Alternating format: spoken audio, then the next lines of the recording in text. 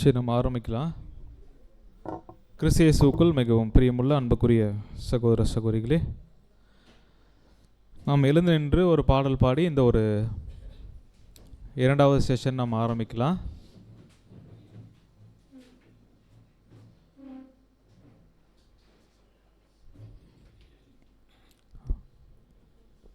மன்னியுங்கள் என்று சொன்னவரே என்ற பாடலை நம்ம எல்லோரும் சேர்ந்து பாடுவோம்.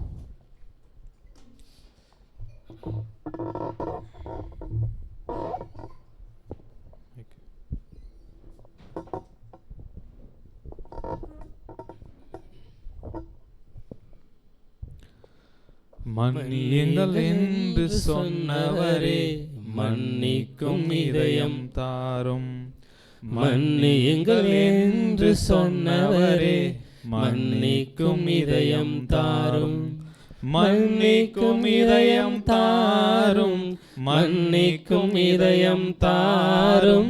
மன்னிக்கும் இதயம் தாரும். மன்னிக்கும் இதயம் தாரும். மன்னியுங்கள் என்று சொன்னவரே மன்னிக்கும் இதயம் தாரும். சிலுவையின் அன்பை ஊற்றுமையா, மன்னிக்கும் உள்ளத்தை தாருமையா. சிலுவையின் அன்பை ஊற்றுமையா, மன்னிக்கும் உள்ளத்தை தாருமையா. எதிர்த்தவரை மன்னிக்கிறேன், வெறுத்தவரை மன்னிக்கிறேன். எதிர்த்தவரை மன்னிக்கிறேன், வெறுத்தவரை மன்னிக்கிறேன். மன்னியுங்கள் என்று சொன்னவரே மன்னிக்கும் இதயம் தாரும். மன்னியுங்கள் என்று சொன்னவரே மன்னிக்கும் இதயம் தாரும். துன்பங்கள் தந்தோரே மன்னிக்கிறேன், துரோகங்கள் செய்தோரே மன்னிக்கிறேன். துன்பங்கள் தந்தோரே மன்னிக்கிறேன், துரோகங்கள் செய்தோரே மன்னிக்கிறேன். சபித்தோரை நேசிக்கிறேன், சத்துருவை நேசிக்கிறேன். சபித்தோரை நேசிக்கிறேன், சத்துருவை நேசிக்கிறேன். மன்னியுங்கள் என்று சொன்னவரே மன்னிக்கும் இதயம் தாரும். மன்னியுங்கள் என்று சொன்னவரே மன்னிக்கும் இதயம் தாரும். நிந்தைகள் செய்தோரை மன்னிக்கிறேன், வேதனை அளித்தோரை மன்னிக்கிறேன். நிந்தைகள் செய்தோரை மன்னிக்கிறேன், வேதனை அளித்தோரை மன்னிக்கிறேன். பகைத்தவரை மன்னிக்கிறேன், பல முறைகள் மன்னிக்கிறேன். பகைத்தவரை மன்னிக்கிறேன், பல முறைகள் மன்னிக்கிறேன். மன்னியுங்கள் என்று சொன்னவரே மன்னிக்கும் இதயம் தாரும். மன்னியுங்கள் என்று சொன்னவரே மன்னிக்கும் இதயம் தாரும். இந்த ஒரு இரண்டாவது செஷனுக்கு ஆரம்பமாக நம்முடைய சகோதரர் பூபாலன் அவர்கள் வந்து ஜெபம் செய்வார்.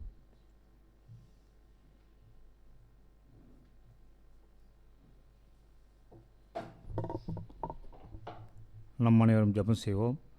மகா கிருபையும் இரக்கமும் நீடிய பொறுமையும் சாந்தமிழ்ந்த எங்கள் அன்பின் பரலோக தகப்பரே, அப்பா, உமக்கு ஒருவருக்கே கனம் மகிமை யாவற்றையும் உமது குமாரன் கிறிஸ்து மூலமாக அந்த தருணத்தை எடுக்கும் தகப்பனே, இதோ ரெண்டாவது செக்ஷனை நீ கடந்து வந்த நேரத்துக்காகவும் இந்த காலத்துக்காகவும் நன்றி தகப்பனே.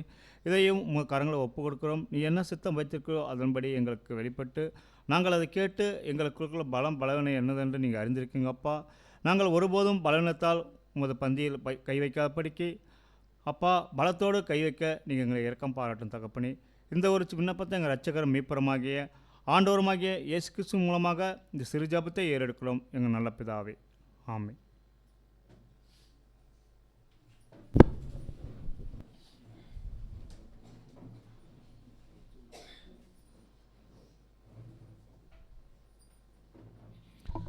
அன்புக்குரிய சகோதர சகோதரிகளே, இந்த இரண்டாவது செஷனில் நம்ம என்ன பார்க்க போகிறோம் அப்படின்னு பார்க்கும்போது சத்திய பாடம் பார்க்க போகிறோம்.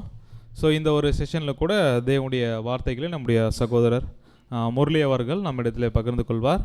பாடத்தினுடைய தலைப்பு உனக்காக வேண்டிக் கொண்டேன் என்ற தலைப்பின் கீழாக நம்முடைய சகோதரர் தேவனுடைய சத்தியங்களை நம்மிடத்தில் பகிர்ந்து கொள்வார்.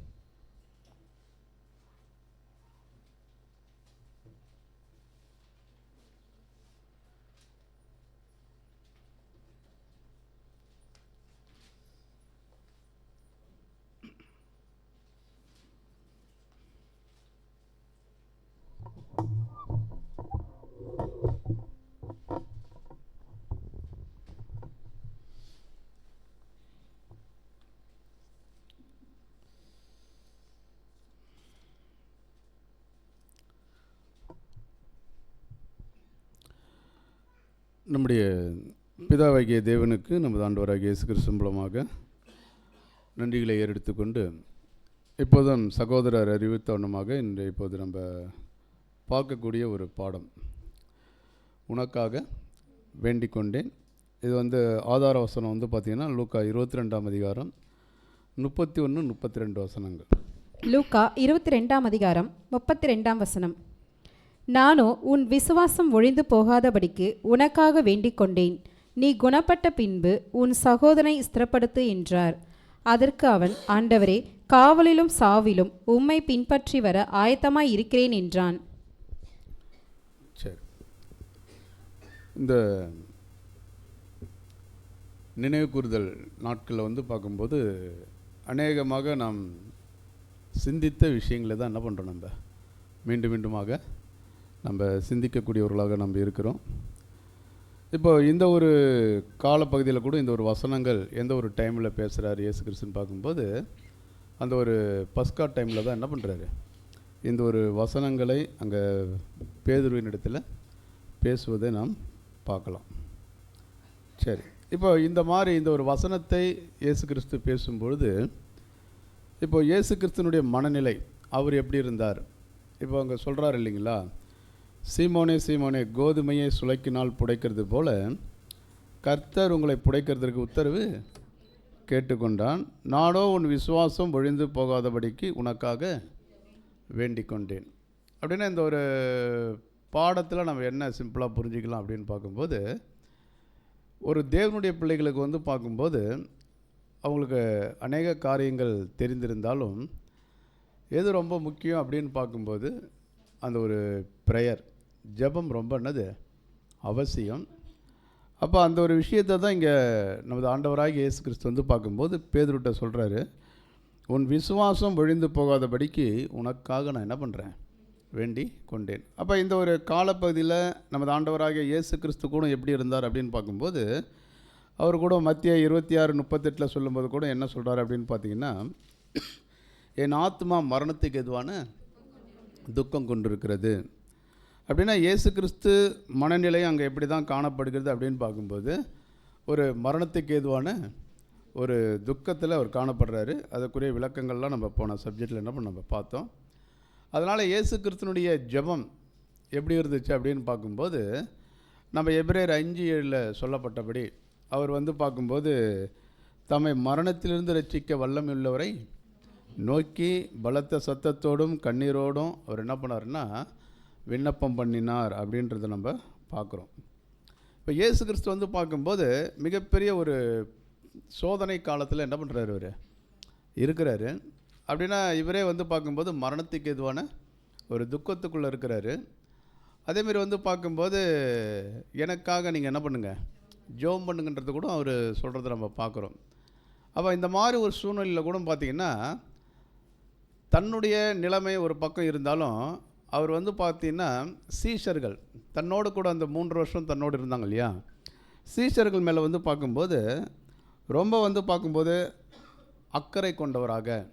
அப்போ அவங்களுக்காக என்ன சொல்கிறாரு அப்படின்னு பார்க்கும்போது நீங்கள் என்ன பண்ணுங்கள், ஜெபிக்கிற ஒரு விஷயத்தை பற்றி அங்கே என்ன பண்ணுறாரு சொல்கிறார். ஏன் அதை சொல்கிறார் அப்படின்னு பார்க்கும்போது, இப்போ அவங்க வந்து பார்த்திங்கன்னா ஒரு மிகப்பெரிய ஒரு சோதனைக்குள்ளே அவங்க என்ன பண்ண போகிறாங்க, சீஷர்கள் போக போகிறாங்க. அப்போ அவங்க ஒரு மிகப்பெரிய சோதனைக்குள்ளே போக போகிறாங்க அப்படின்றது யாருக்கு தெரியும் அப்படின்னு பார்க்கும்போது, நமது ஆண்டவராகிய இயேசு கிறிஸ்துக்கு தெரியும். அதனால் அவர் என்ன சொல்கிறாருன்னு பார்க்கும்போது, நீங்கள் சோதனைக்கு உட்படாதபடி விழித்திருந்து என்ன பண்ணுங்கள், ஜெபம் செய்யுங்கள் அப்படின்ட்டு சொல்கிறார். ஏன் அப்படின்னு பார்த்தீங்கன்னா, இங்கே ஒரு பாயிண்ட் இங்கே சகோதரர் கொடுக்கும்போது, இப்போ இயேசு கிறிஸ்து வந்து பார்க்கும்போது அவர் ஊழியத்தை ஸ்டார்ட் பண்ணி எத்தனை வருடங்கள் ஆக முடிய போகுது அப்படின்னு பார்க்கும்போது 3 வருடம் முடிய போகுது. அப்படின்னா கர்த்தருடைய பூமிக்குரிய அனுபவங்களிலே இப்போ அந்த ஒரு 3.5 வருஷ ஊழியத்தில் வந்து பார்க்கும்போது அநேக அனுபவங்கள் அவருக்கு என்ன பண்ணியிருக்கோம், அவருக்கு கிடைச்சிருக்கு இல்லையா. அப்போ எல்லா அனுபவங்களை காட்டிலும் இந்த ஒரு டைம் ரொம்ப வந்து பார்க்கும்போது இது எப்படி இருந்துச்சுன்னு பார்க்கும்போது ரொம்ப ஒரு சோதனைக்குரிய ஒரு காலமானது காணப்பட்டது. யாருக்கு அப்படின்னு பார்க்கும்போது நமது ஆண்டவராகிய இயேசு கிறிஸ்துக்கு காணப்பட்டுச்சுன்னு பார்க்குறோம். இப்போ இயேசு கிறிஸ்துக்கு இருந்தாலும் கூட யார் இருக்கிறா, சீஷர்கள். இப்போ அவங்களுக்கும் என்னது, அந்த ஒரு சோதனைக்குள்ளே அவங்களும் என்ன பண்ண போகிறாங்க, கடந்து செல்ல போகிறாங்க.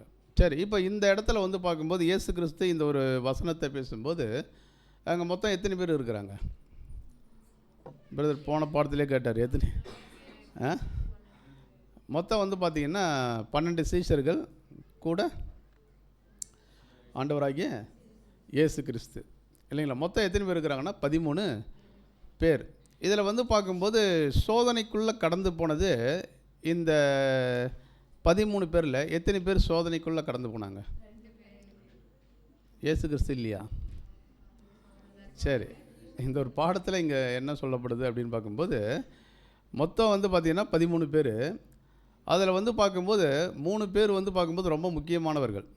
அதில் வந்து பார்க்கும்போது இயேசு கிறிஸ்து, அதுக்கப்புறம் பார்த்திங்கன்னா பேதுரு, இன்னொருத்தர் யார், யூதாஸ். ஏன் வந்து பார்க்கும்போது இப்போ வந்து நம்ம பேதுருவையும் யூதாஸையும் முக்கியமானவர்கள் அப்படின்னு சொல்கிறோம் அப்படின்னு பார்த்திங்கன்னா, இப்போ யூதாஸ் வந்து பார்க்கும்போது அந்த சிறு கூட்டத்திற்கு அப்படி எப்படி இருக்கிறார் அப்படின்னு பார்த்திங்கன்னா ஒரு பொருளாளராக என்ன பண்ணுறாரு, இருக்கிறாரு. எந்த தேவைகள் தேவைப்பட்டாலும் அதை சரி செய்யக்கூடிய ஒரு வேலை யாருடையது அப்படின்னு பார்க்கும்போது யூதாஸ் உடையது. அதேமாதிரி பார்த்திங்கன்னா பேதுரு ஏன் ரொம்ப முக்கியமானவர் அப்படின்னு பார்த்திங்கன்னா அவர் ரொம்ப தைரியசாலி. யார்? பேதுரு. ரொம்ப ரொம்ப தைரியசாலி. யாருன்னா பேதுரு. எல்லா காரியத்துலையும் எப்படி இருப்பார்னா ரொம்ப துணிச்சலாக என்ன பண்ணுவார், இருப்பார். அதேமாரி வந்து பார்க்கும்போது இப்போது மற்ற சீஷர்களுக்கு இல்லாத ஒரு அது விசேஷத்த ஒரு குணம் என்ன அப்படின்னு பார்க்கும்போது, இப்போ 12 பேருக்கும் ஒரு வாயாக இருந்தாராம். யார்? யாராவது ஏதாவது கேட்கணுன்ட்டு யோசித்தாங்கன்னா உடனே யார் கேட்டுருவா? பேதுரு கேட்டுருவார் இல்லைங்களா. அப்போ அந்த மாதிரி வந்து பார்க்கும்போது பேதுரு வந்து பார்த்திங்கன்னா ரொம்ப ஒரு முக்கியமானவராக இருந்தார். அதனால தான் அவர் என்ன சொல்கிறார், இயேசு கிறிஸ்து கூட பார்த்திங்கன்னா எல்லாரும் உங்களை விட்டு பின்வாங்கி போனாலும் நான் என்ன பண்ண மாட்டேன், போக மாட்டேன். வாழ்விலும் சாவிலும் நான் என்ன பண்ணுறேன், உங்கள் கூடயே இருப்பேன் அப்படின்ற ஒரு விஷயத்தை அங்கே சொல்கிறார். இதில் இன்னொரு பாயிண்ட் என்ன நம்ம கவனிக்கலாம் அப்படின்னு பார்க்கும்போது, இப்போது இயேசு கிறிஸ்துவோடு அங்கே மொத்தம் இருந்தவங்க எத்தனை பேர்னா 13 பேர். இதில் வந்து பார்க்கும்போது முக்கியமானவர்கள் 3 பேர். அப்படின்னா 10 பேர் வந்து பார்க்கும்போது முக்கியம் இல்லாதவர்களா? முக்கியமானவர்கள். ஆனால் இவங்களை காட்டில் அவங்க எப்படிப்பட்டவங்க அப்படின்னு பார்க்கும்போது கொஞ்சம் என்னது, முக்கியத்துவம் குறைந்தவர்கள், கொஞ்சம் பலவீனர்கள். அப்படின்னா என்ன ஒரு விஷயம் அப்படின்னு பார்த்தீங்கன்னா, இப்போது சோதனை வருது இல்லைங்களா. யார் மூலிமா வருதுன்னா சாத்தான் மூலிமா என்னது சோதனை வருது. அநேகர் என்ன நினச்சின்னு இருக்கிறாங்க அப்படின்னு பார்க்கும்போது ரொம்ப ட்ரூத்தில் ரொம்ப ஸ்ட்ராங்காக இருக்கிறவங்களுக்கு, ரொம்ப முக்கியமானவங்களுக்கு, அவங்களுக்கெல்லாம் என்ன வராது, சோதனைகள் அதிகமாக வராதுன்றது நாம் அனுமானிக்கலாம். அது உண்மை. ஏன்னா அவங்க எப்படி இருப்பாங்க, ரொம்ப எல்லாத்துலையும் எப்படி இருப்பாங்க, ஒரு பிரச்சனை வருதுன்னா அதை பேஸ் பண்ணக்கூடிய வழிமுறைகள் யாருக்கு தெரியும்னா கொஞ்சம் பலம் உள்ளவர்களுக்கு என்னது தெரியும் அப்படியே நம்ம அனுமானிக்கலாம். ஆனால் இங்கே சோதனையே யாருக்கு தான் அப்படின்னு பார்க்கும்போது ரொம்ப என்னது முக்கியமானவர்களுக்கு. யார் வந்து பார்க்கும்போது அந்த கூட்டத்தில் ரொம்ப பிரபலமாக இருக்கிறாங்களோ அவங்களுக்கு தான் அங்கே என்ன ஆகுது, சோதனை வருது. அப்போ அந்த ஒரு விஷயம்தான் வந்து பார்க்கும்போது இந்த ஒரு நாட்களிலும் வருவதற்கு வாய்ப்புகள் இருக்கிறது. ஏன் அப்படின்னு பார்க்கும்போது ரொம்ப ஸ்ட்ராங்காக இருக்கிறவங்களுக்கே சோதனை வந்து விழுந்து போகிறாங்கன்னா, கொஞ்சம் பலவீனமாக இருக்கிறவங்களுக்கு அவங்கள வந்து சாத்தான் சோதிக்கலாம் தேவையில்ல, பார்த்தாலே என்ன பண்ணுறாங்க, விழுந்துருவாங்க இல்லைங்களா? அப்படின்னா ஏன் வந்து பார்க்கும்போது இந்த 3 பேரை வந்து அங்கே முக்கியத்துவப்படுத்தி காட்டுறாங்க பார்க்கும்போது, இவங்களை வந்து சோதிக்கிற ஒரு விஷயம் வந்து பார்க்கும்போது, சாத்தான் வந்து பார்க்கும்போது ஒரு மிகப்பெரிய வெற்றி என்ன பண்ணுறது, அடையக்கூடிய ஒரு காரியம். ஃபஸ்ட்டு வந்து பார்த்திங்கன்னா, இந்த ஒரு பாடத்தில் வந்து பார்த்திங்கன்னா இவங்களுக்கு வந்த சோதனையில் ஒரு தேவனுடைய பிள்ளைகளுக்கு என்ன இருக்குது அப்படின்னு பார்த்திங்கன்னா, மிகப்பெரிய படிப்பினைகளை தேவன் என்ன பண்ணியிருக்கிறாரு, வச்சிருக்கிறாரு. இதில் ஃபஸ்ட்டு வந்து பார்க்கும்போது நமது ஆண்டவராகிய இயேசு கிறிஸ்து. இப்போ இயேசு கிறிஸ்துக்கு வந்து பார்த்திங்கன்னா அந்த ஒரு சோதனை வந்தது. ஆனால் இதில் என்ன அப்படின்னு பார்க்கும்போது, இந்த ஒரு சோதனையில் வந்து பார்க்கும்போது நமது ஆண்டவராகிய இயேசு கிறிஸ்து அவருடைய வழிமுறை எப்படி இருந்துச்சு அப்படின்னு பார்க்கும்போது, அவர் அதில் என்ன பண்ணார், அவர் ஜெயிச்சார் இல்லையா? அப்படின்னா ஜெயிச்சாருன்னா என்ன பார்க்கும்போது, ரொம்ப வந்து பார்க்கும்போது அந்த பிரச்சனை எப்படி வந்திருந்தாலும் அதை ஜெயிக்கக்கூடிய மனப்பக்குவம் யார்கிட்ட இருந்துச்சு அப்படின்னு பார்க்கும்போது நமது ஆண்டவராகிய இயேசு கிறிஸ்துட்டு இருந்தது. அந்த மனப்பக்குவத்தை தான் இங்கே என்ன சொல்கிறான்னு பார்க்கும்போது ரொம்ப நேர்த்தியாக இருந்ததான். அவர்கிட்ட எப்படி இருந்தது, நேர்த்தினா நம்ம என்ன சொல்லுவோம், நேர்த்தியாக இருக்குது.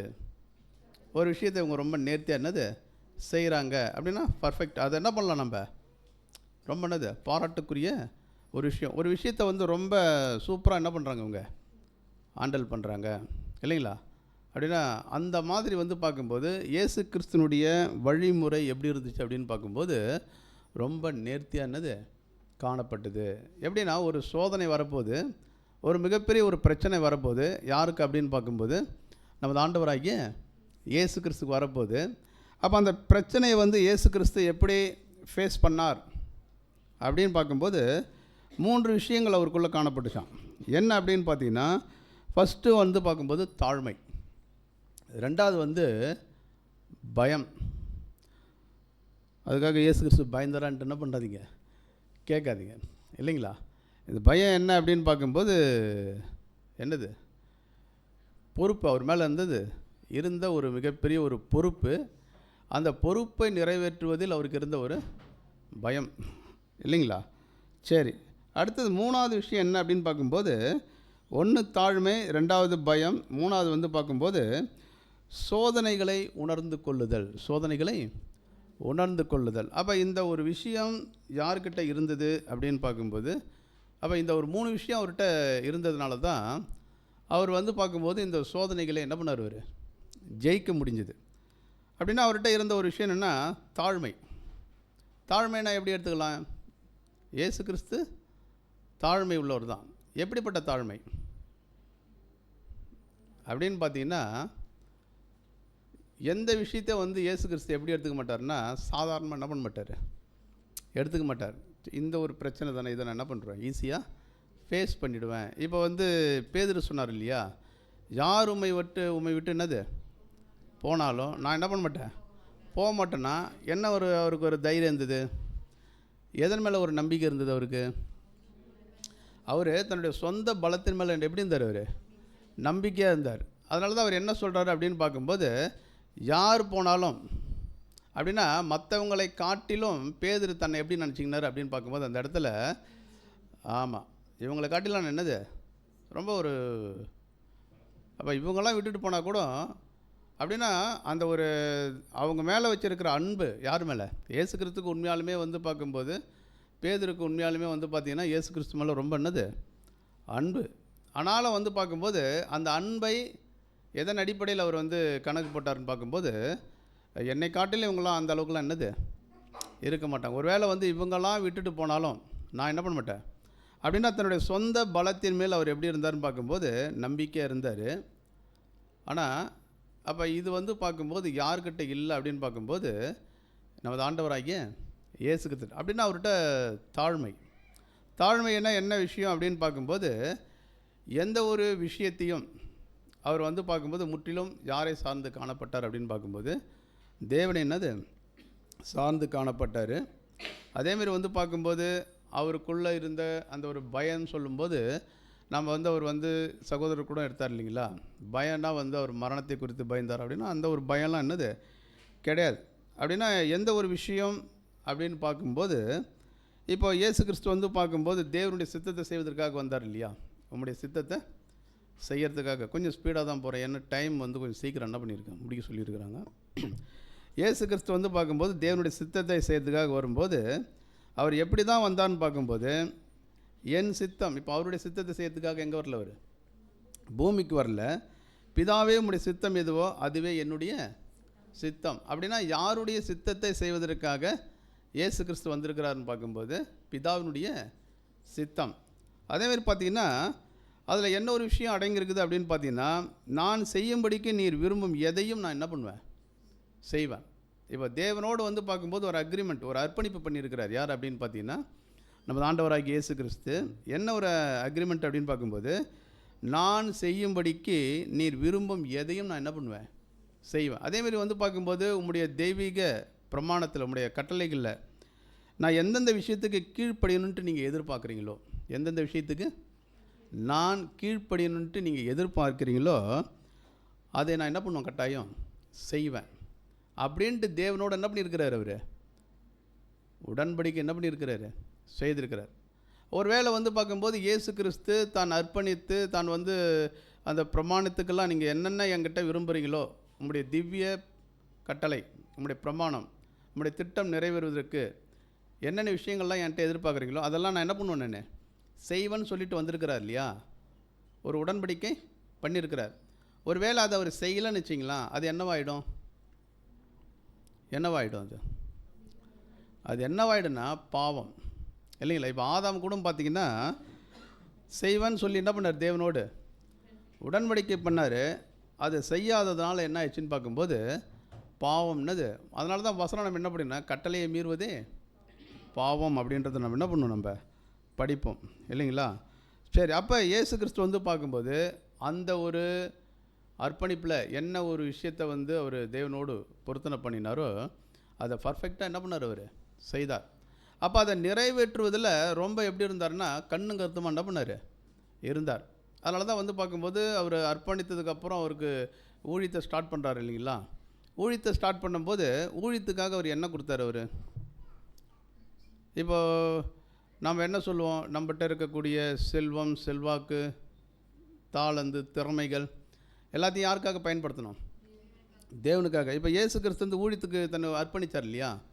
இப்போ அவருக்கு வந்து ஊழியத்துக்காக தேவனுக்காக கொடுக்குற உலகத்தில் ஏதாவது சொத்து சுகம் ஏதாவது இருந்ததா? அவர்கிட்ட ஒன்றுமே என்னது இல்லை. இப்போ அவர்கிட்ட இருந்தது என்ன அப்படின்னு பார்க்கும்போது அவரே ஒரு இடத்துல சொல்லும்போது, நரிகளுக்கு குழிகள் உண்டு, ஆகாயத்து பறவைகளுக்கு கூடுகள் உண்டு, மனுஷகுமாரனுக்கோ தலை செய்க்க ஒன்றுமில்லை. அப்படின்னா அவர் ஊழியத்தில் தன்னை அர்ப்பணிக்கும் போது அவர்கிட்ட ஒன்றுமே என்னது இல்லை. அப்போ இந்த பூமிக்குரிய காரியத்தில் அவருக்கு சொந்தமானது எதுவுமே கிடையாது. அப்படின்னா அவர்கிட்ட என்ன இருந்தது இல்லைங்களா? ஜீவ உரிமைகள் இருந்தது. அதேமாரி வந்து பார்க்கும்போது தேவனிடத்திலிருந்து அவர் பெற்றுக்கொண்ட வல்லமை இல்லைங்களா? அதனால தான் ஊழியத்தில் வந்து அவர் எதற்காக தன்னை அர்ப்பணித்தாரோ அந்த அர்ப்பணிப்பின் வாழ்க்கைக்கு முதலாவது அவர் வந்து பார்க்கும்போது தன்னிடத்தில் இருந்ததை என்ன பண்ணார், தேவனுக்காக கொடுத்தார். எதெல்லாம் கொடுத்தார் அப்படின்னு பார்க்கும்போது தமது ஆற்றலையும் தமது பலத்தையும் என்ன பண்ணார் அப்படின்னு பார்க்கும்போது கொடுத்தார். ஒரு வேளை வந்து பார்க்கும்போது என்னிடத்துல வந்து பார்த்தீங்கன்னா என்னுடைய ஆற்றல் குறையுது, என்னுடைய பலம் குறையுது அப்படின்போது, ஐயா என்கிட்ட இருக்கிற பலம்லாம் போயிடுச்சுன்னு வச்சிங்க, அப்போ எனக்கு என்ன ஆகிடும், சோர்வு வந்துடும், பலகீனம் வந்துடும்.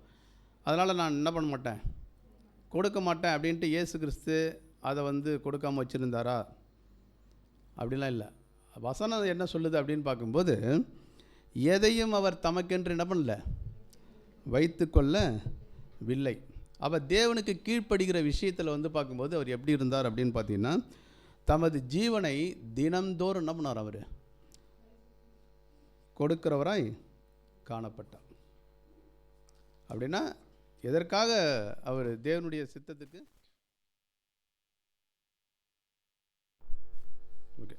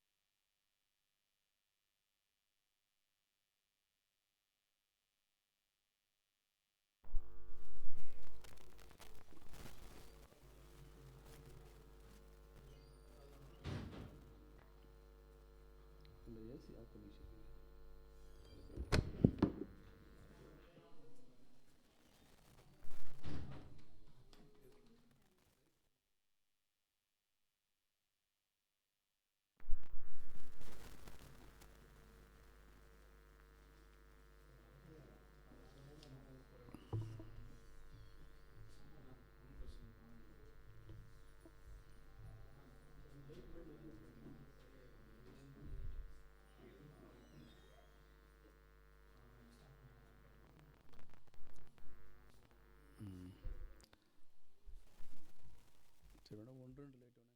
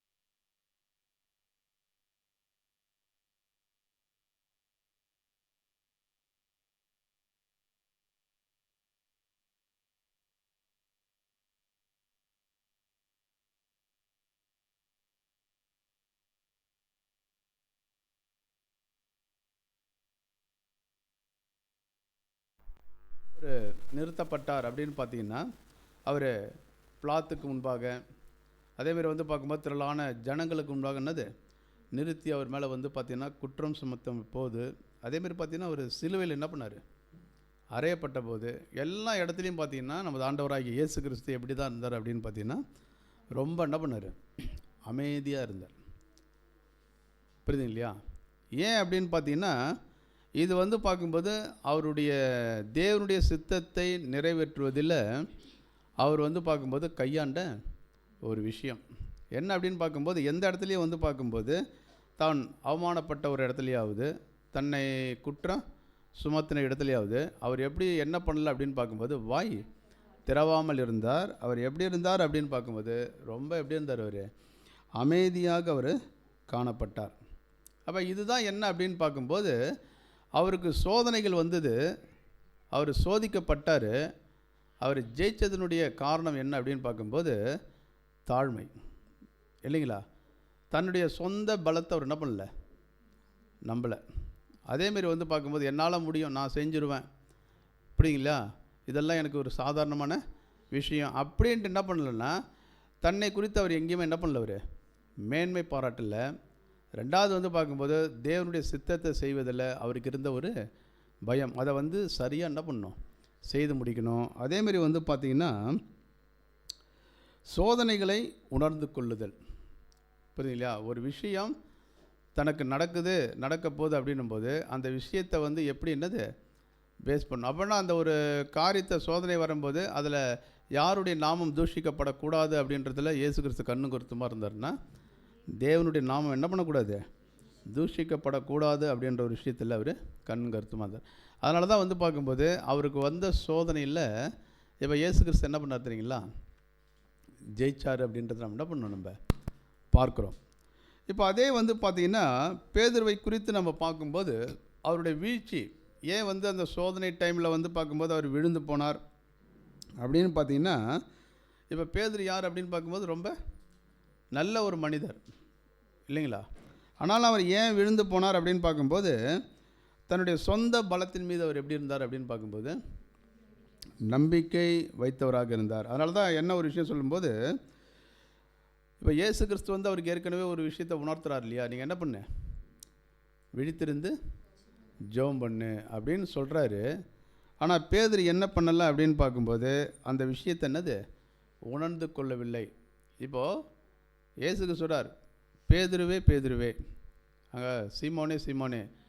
இப்போ வந்து சாத்தான் வந்து உத்தரவு கேட்டுக்கொண்டான் அப்படின்னு சொல்லும்போது, நான் வந்து உன் விசுவாசம் ஒழிந்து போகக்கூடாது அப்படின்றதுக்காக நான் என்ன பண்ணுறேன், உனக்காக வேண்டிக் கொள்கிறேன்னு சொல்லும்போது, இப்போ பேதுரு என்ன பண்ணியிருக்கணும், ஆண்டவரே எனக்காக என்ன பண்ணுறாரு வேண்டும்போது, இப்போ நான் எப்படி இருக்கணும், யாருக்காக அவர் ப்ரேயர் பண்ணுறேன்றாரு, எனக்காக அவர் இந்த அளவுக்கு ரிஸ்க் எடுக்கும்போது, அப்படின்னா எனக்காக நான் எந்த அளவுக்கு என்ன பண்ணணும், ரிஸ்க் எடுக்கணும். ஆனால் அந்த விஷயத்தில் பேதுரு எப்படி இருந்துட்டார் அப்படின்னு பார்க்கும்போது, தனக்கு வர வேண்டிய ஆபத்துகளை அவர் என்ன பண்ணல, உணர்ந்து கொள்ளவில்லை. ஆனால் ரொம்ப நல்ல சகோதரன் தான் யார், பேதுரு. ரொம்ப நல்ல இருதயம் உள்ளவர் தான். இயேசு கிறிஸ்துவ ரொம்ப நேசிக்கக்கூடியவர் தான். ஆனால் தனக்கு ஒரு எச்சரிப்பு வந்தபோது அதை குறித்து அவர் என்ன பண்ணல அப்படின்னு பார்க்கும்போது உணர்ந்து கொள்ளவில்லை. அதேமாரி வந்து பார்த்திங்கன்னா சாத்தானின் தந்திரங்களுக்கு ஆயத்தமாய் இல்லை, இல்லைங்களா? அப்போ வந்து பார்க்கும்போது அவன் ஒரு விஷயத்தை பண்ண போகிறான் அப்படின்போது அதுக்கு அவர் எப்படி இல்லைன்னு பார்க்கும்போது ஆயத்தமாகவே என்ன பண்ணல. ஆயத்தமாக இருக்குதுன்னா என்ன பண்ணுறது, இல்லைங்களா? விழிப்பாக இருக்கணும், ஜாக்கிரதையாக இருக்கணும். அப்போ எந்த சூழ்நிலையில், எந்த டைமில், எந்த இடத்துலேருந்து எப்படி பிரச்சனைகள் வரும்ன்ற நமக்கு என்னது தெரியாது. அப்படின்னா அந்த ஒரு பிரச்சனைகளை பேஸ் பண்ணுறதுக்கு அவர் எப்படி இருக்கணும்னு பார்க்கும்போது ரொம்ப என்னது அலாட்டாக இருக்கணும்னு சொல்லுவாங்க இல்லையா? அந்த ஒரு விஷயம் யார்கிட்ட இல்லை அப்படின்னு பார்க்கும்போது பேதுருட்ட இல்லை. ஆனால் அவர் வந்து பார்க்கும்போது தன்னை குறித்து என்ன பண்ணார் அப்படின்னு பார்க்கும்போது தன்னுடைய தைரியத்தை குறித்து பெருமை பாராட்டி கொண்டார். இப்போ அதனால தான் அவர் என்ன பண்ணார் அப்படின்னு பார்க்கும்போது அவருக்கு என்னது ஒரு வீழ்ச்சி என்னது காணப்பட்டது. அதனால தான் நம்ம என்ன படிக்கிறோன்னு பார்க்கும்போது பேதுரை குறித்து படிக்கும்போது அவர் மறுதளித்தார். யாரை மறுதளித்தார்? அதேமாரி வந்து பார்த்திங்கன்னா நிந்தனையாக என்ன பண்ணார், பேசினார் அப்படின்றத பார்க்குறோம். அப்போ இதில் நமக்கு என்ன ஒரு விஷயத்தை நம்ம புரிஞ்சிக்கலான்னு பார்க்கும்போது பவுல் கூட சொல்லுவார். பவுல் கூட என்ன சொல்கிறான்னு பார்க்கும்போது நம்ம 1 கொரிந்தியர் 10:12 படிக்கிறோம் இல்லையா? என்ன படிக்கிறோம் பார்க்கும்போது நிற்கிறேன் என்று சொல்லுகிறவன் விழாதபடிக்கு என்னது எச்சரிக்கையாக இருக்க கடவன். அப்படின்னா ஒரு தேவனுடைய பிள்ளைகள் நிற்கிறேன் அப்படின்னு ஒருத்தவங்க சொல்கிறாங்க அப்படின்போது எங்கே நிற்கிறாங்க, எதை சார்ந்து என்ன பண்ணுறாங்க நிற்கிறாங்க அப்படின்றதில் அவங்க தெளிவாக என்ன பண்ணணும் இருக்கணும். ஏன் அப்படின்னு பார்க்கும்போது இப்போ 2 கொரிந்தியர் 2:11 படிப்போம். என்ன படிக்கிறோம், நம்ம படிக்கலாம் பாருங்கள். 2 கொரிந்தியர் 2:11 சாத்தானாலே நாம் மோசம் போகாதபடிக்கு அப்படி செய்தேன், அவனுடைய தந்திரங்கள் நமக்கு தெரியாதவைகள் அல்லவே. பாருங்க, அவனுடைய தந்திரங்கள் நமக்கு, அவங்க பவுல் சொல்லும்போது என்ன சொல்கிறாருன்னா சாத்தானாலே நாம் மோசம் போகாதபடிக்கு அப்படி செய்தேன், அவனுடைய தந்திரங்கள் நமக்கு தெரியாதவைகள் அல்லவே. ஒருத்தவங்க நிற்கிறேன் அப்படின்னு சொல்கிறாங்க அப்படின்னா அவங்க எப்படி இருக்குன்னா விழாதபடிக்கு என்னது அப்படின்னா அவங்களுக்கு என்ன இருக்குதுன்னு பார்க்கும்போது ஒரு விழுகக்கூடிய ஒரு விஷயம் என்னது காணப்படுது. அப்போ விழாமல் இருக்கணும்னா அவங்க என்ன பண்ணணும்னு பார்க்கும்போது சாத்தானுடைய தந்திரங்கள் என்னன்றது என்னது தெரிஞ்சிருக்கணும். ஒருவேளை வந்து பார்க்கும்போது சாத்தானுடைய தந்திரங்கள் என்னன்றது ஒரு தேவனுடைய பிள்ளைகளுக்கு தெரியல, அவன் எப்படிலாம் ஒரு தேவனுடைய பிள்ளைகளை அட்டாக் பண்ணுவான், எப்படிலாம் வந்து ஒரு சோதனையை கொண்டு வருவான், எப்படிலாம் வந்து பார்க்கும்போது பிரிவினையை கொண்டு வருவான், பிரச்சனைகளை கொண்டு வருவான் அப்படின்னா இதெல்லாம் வந்து பார்க்கும்போது சாத்தானுடைய கன்னிகள் அப்படின்றத வந்து ஒரு தேவனுடைய பிள்ளைகள் வந்து பார்க்கும்போது கண்டுபிடிக்கணும். ஒருவேளை அதை கண்டுபிடிக்க தெரியல அப்படின்னும்போது அவங்க என்ன ஆகிடுவாங்க அப்படின்னு பார்த்தீங்கன்னா ஒரு வீழ்ச்சிக்குள்ளே என்ன பண்ணுவாங்க போயிடுவாங்க. வீழ்ச்சிக்குள்ளே போகிறதுனா என்ன அர்த்தம், கண்டுபிடிக்க தெரியலனா அங்கே எது தான் மேலோங்கி நிற்குன்னு பார்க்கும்போது மாம்சம் என்ன பண்ணும் மேலோங்கி நிற்கும். அப்போ மாம்சத்தினுடைய பலத்தில் அவங்க போராடக்கூடிய ஒரு சூழ்நிலை வரும். அப்போ அவங்க எதை தான் சந்திப்பாங்க அப்படின்னு பார்க்கும்போது வீழ்ச்சியை தான் என்ன பண்ணுவாங்க சந்திப்பாங்க அப்படின்றத நம்ம பார்க்குறோம். அப்படின்னா நம்ம என்ன செய்யணும் அப்படின்னு பார்த்தீங்கன்னா இயேசு கிறிஸ்து சொல்கிறார் இல்லையா, மத்திய 6:13 மத்தேயு 6:13 எங்களை சோதனைக்கு உட்பட்டு பண்ணாமல் தீமையின்றி எங்களை ரட்சித்துக் கொள்ளும். ராஜ்யம் வல்லமையும் மகிமையும் என்றென்றைக்கும் உம்முடையகளே, ஆமேன் என்பதே. போதும் சிஸ்டர். அப்போ இங்கே என்ன ஒரு விஷயம் சொல்லப்படுதுன்னா, கேஜேவியில் வந்து பார்த்தீங்கன்னா எங்களை சோதனைக்கு உட்படுத்தாதையும். இதே வந்து நம்ம திருவித்தில் நம்ம படிக்கும்போது எங்களை சோதனைக்கு உட்படுத்தாதையும் தீயோனிலிருந்து எங்களை விடுவியும் அப்படின்னா, அந்த ஒரு ஜெபம் எவ்வளோ வந்து முக்கியமானது அப்படின்னா, ஒரு தேவனுடைய பிள்ளைகள் சோதனையில் விழாதபடிக்கு அவங்க என்ன பண்ணணும் அப்படின்னு பார்த்தீங்கன்னா, விழித்திருந்து ஜெபம் பண்ணுவது ரொம்ப ரொம்ப என்னது அவசியமான ஒரு விஷயம். ஏன் அப்படின்னு பார்க்கும்போது நம்ம வந்து நிறைய விஷயங்கள் அறிவுபூர்வமாக நிறைய காரியங்கள் என்ன பண்ணுவோம், நம்ம தெரிந்து கொள்வதற்காக நிறைய விஷயங்கள் செய்வோம். பிதாவாகிய தேவனை குறித்து, ஆண்டவராகிய இயேசு கிறிஸ்துவை குறித்து, அவருடைய திட்டங்களை குறித்து அதை தெரிந்து கொள்வதற்கு நம்மளுடைய காரியங்கள் என்ன பண்ணணும், நம்ம டைமை யூஸ் பண்ணுவோம். ஆனால் நம்ம வந்து பார்க்கும்போது ஜெபத்துக்கு எந்த அளவுக்கு என்ன பண்ணுறோம், நேரத்தை ஒதுக்குறோம் அப்படின்றது நாம் தான் என்ன பண்ணணும், தீர்மானிக்கக்கூடிய ஒரு விஷயம். அப்போ பேதுரு செய்த ஒரு பெரிய மிஸ்டேக் என்ன அப்படின்னு பார்க்கும்போது, தன்னுடைய மாம்சத்தை என்ன பண்ணார், மாம்ச பலத்தை அவர் என்ன பண்ணார் அப்படின்னு பார்க்கும்போது, அவர் சார்ந்து இருந்ததுனால அவர் வந்து பார்க்கும்போது அதேமாதிரி இயேசு கிறிஸ்து கொடுத்த ஒரு எச்சரிப்பு இல்லைங்களா, அதுக்கு ஆயத்தமாக என்ன பண்ணல அவர் இல்லை. அதனால் ஆயத்தமாக இல்லாததுனால அவருக்கு அந்த ஒரு வீழ்ச்சி என்ன பண்ணப்பட்டது, காணப்பட்டது அப்படின்றத நம்ம பார்க்குறோம். அடுத்து நம்ம வந்து யூதாஸ் வரும்போது பார்த்திங்கன்னா, யூதாஸ் அவர் எப்படிப்பட்டவர் அப்படின்னு பார்த்தீங்கன்னா, ஆரம்பத்தில் ரொம்ப என்னது நல்ல மனுஷன்தான். ஆனாலும் வந்து பார்க்கும்போது யூதாஸுக்கும் இந்த ஒரு காலப்பகுதி எப்படிப்பட்ட ஒரு காலப்பகுதி அப்படின்னு சொல்லும்போது, ஒரு கேடு நிறைந்த காலமாக என்னது, கேடு காலமாக இருந்தது. கேடு காலம்னா அப்படிதான், கேடு காலம் இல்லைங்களா, ஒரு பொல்லாத காலம். யாருக்கு அப்படின்னு பார்க்கும்போது ஏதுஸுக்கு. யாருக்குன்னா யூதாஸுக்கு. ஓகேங்களா, சரி. இப்போ பாருங்கள், யூதாஸை வந்து யாரோடு இங்கே ஒப்பிட்டு நம்ம பார்க்க போகிறோம்னா, பேதுரோடு என்ன பண்ணுறோம் ஒப்பிட. இப்போ பேதுரு எப்படிப்பட்டவர்னு பார்க்கும்போது உண்மையுள்ள இருதயம் உள்ளவர். யார்?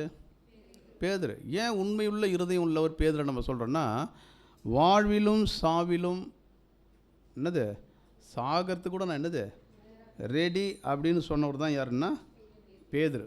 ஆனால் அப்படிப்பட்டவர் என்ன பண்ணிட்டார் அப்படின்னு பார்க்கும்போது கொஞ்சம் பலகீனம். அப்போ விழித்திருந்து என்ன பண்ணல, அவர் ஜெபிக்கலை. ஒருவேளை அவர் விழித்திருந்து ஜெபித்திருந்தார்னா தன்னை என்ன பண்ணியிருப்பார், காத்து கொண்டிருப்பார். அவர் விழித்திருந்து என்ன பண்ணல, ஜெபிக்காததுனால எதிராளியானவன் அவர் என்ன பண்ணுறான்னா ஏமாற்றி வஞ்சித்து விட்டான். புரியுதுங்களையா, ஏமாற்றிட்டான். அப்படின்னா பேதுரு வந்து பார்க்கும்போது உண்மையாலுமே வந்து பார்க்கும்போது அவர் எப்படிப்பட்டவர்னா, உண்மையுள்ள இருதயம். ஏதாவது ஒரு விஷயத்தை வந்து சொல்லணும்னு நினைக்கிறாருன்னு வச்சுங்க, சும்மா வாயிலிருந்துலாம் என்ன பண்ண மாட்டார், அவர் சொல்ல மாட்டார். உண்மையாக என்ன பண்ணுவார், இதை செய்யணும் அப்படின்ற ஒரு விருப்பம் வாஞ்ச யாருக்கு இருக்குன்னா, தேவனுக்காக இதை நான் என்ன பண்ணுவேன், கட்டாயம் செய்யணும். ஆண்டவரே உனக்காக நான் என் உயிரே என்ன பண்ணுவேன், கொடுப்பேன். இதெல்லாம் எங்கேருந்து தான் வரும்னு பார்க்கும்போது அவருக்கு சும்மா வாயிலேருந்து என்ன பண்ணாது, வராது. யாருக்கு எங்கேருந்து வரும்? ஆனால் அப்படிப்பட்ட பேதுருவையே சாத்தான் என்ன பண்ணிட்டான் தெரியுங்களா, விழ பண்ணிட்டான். அவரையே விழ பண்ணிட்டான்னா, இப்போ யூதாஸ் எப்படிப்பட்டவர் அப்படின்னு பார்த்தீங்கன்னா, யூதாஸ் எப்படிப்பட்டவர், அவர் வந்து பார்த்தீங்கன்னா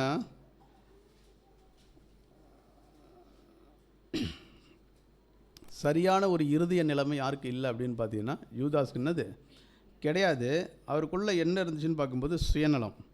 அதேமாரி சுயநலத்திற்கு அவர் என்ன பண்ணுறாருன்னா முக்கியம் கொடுத்து எதை அவர் விரும்பினாரோ அதை என்ன பண்ணவர் அடையணும் அப்படின்றதுல ஒரு தீர்மானத்தோடு என்ன பண்ணுறாரு, காணப்படுறாரு. அதேமாரி அவருக்குள்ளே என்ன இருந்துச்சு அப்படின்னு பார்க்கும்போது பேராசை. அவர்கிட்ட என்னென்ன இருக்குது, சுயநலம் இருக்குது, பேராசை இருக்குது. சரியான ஒரு இறுதிய நிலைமை இல்லை. அப்படின்னா இவரை சாத்தான் என்னென்னலாம் பண்ணுவான்,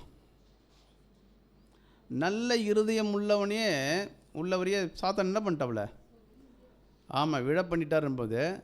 அப்படியே வந்து பார்க்கும்போது சாத்தானுடைய குணலட்சணம் ஒருத்தவங்களுக்குள்ளே இருக்குது அப்படின்னா அவங்கள சாத்தான் என்ன பண்ணுவான், ஈஸியாக தன்னுடைய கண்ட்ரோலில் என்ன பண்ணுவான், கொண்டுன்னு வந்துடுவான் இல்லைங்களா. அதேமாரி வந்து தான் இப்போ யூதாஸுக்குள்ளே இப்படிப்பட்ட ஒரு குணலட்சணம் இருக்குது. அவருக்குள்ளே சுயநலம் இருக்குது, பேராசை இருக்குது. அந்த சுயநலத்தை அடைவதற்காக அவர் என்ன பண்ணுறாரு அப்படின்னு பார்க்கும்போது எதை வேணாலும் என்ன பண்ணுவார், செய்வார். அப்படின்னா பேராசைனா என்ன? ஒருத்தவங்களுக்குள்ள சத்தியத்துக்குள்ளே வந்ததுக்கப்புறம், தேவனுக்குன்னு தன்னை அர்ப்பணித்ததுக்கப்புறம் பேராசை இருக்கலாமா? பேராசைன்னா என்ன அர்த்தம்?